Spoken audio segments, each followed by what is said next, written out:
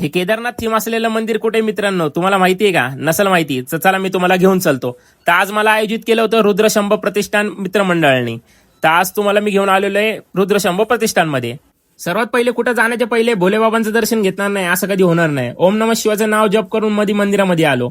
नंदी महाराजांचं दर्शन करून काय गेलो ते मध्ये सभागृहामध्ये घेतलं भोलेबाबांचं दर्शन. नंतर काय मध्ये थोड्या वेळ थांबलो, थोड्या वेळ दर्शन करून बाहेर येताच गेलो सर्वात पहिले आपल्या केदारनाथ थीम असलेल्या मित्रमंडळामध्ये. मध्ये येताच मित्रांनो तुम्हाला बघायला भेटतं महादेवाची पिंड असलेलं मस्त असं थीम म्हणजे केदारनाथचं थीम बनवलेलं मित्रांनो. हे मस्तपैकी डेकोरेशन केलेले रुद्रशंभ प्रतिष्ठानने. हे डेकोरेशन आणि असं मस्त थीम बघण्यासाठी मित्रांनो तुम्हाला यावं लागतं पंचमुखी महादेव मंदिर मध्ये रुद्रशंभ प्रतिष्ठान, लोकमान्य चौक, महादेव मंदिर. गणपती बाप्पाची सुद्धा मूर्ती यांनी बसवलेली मित्रांनो दरवर्षीप्रमाणे. हे आपलं मित्रपरिवाराने आपल्याला आज आयोजित केलं होतं.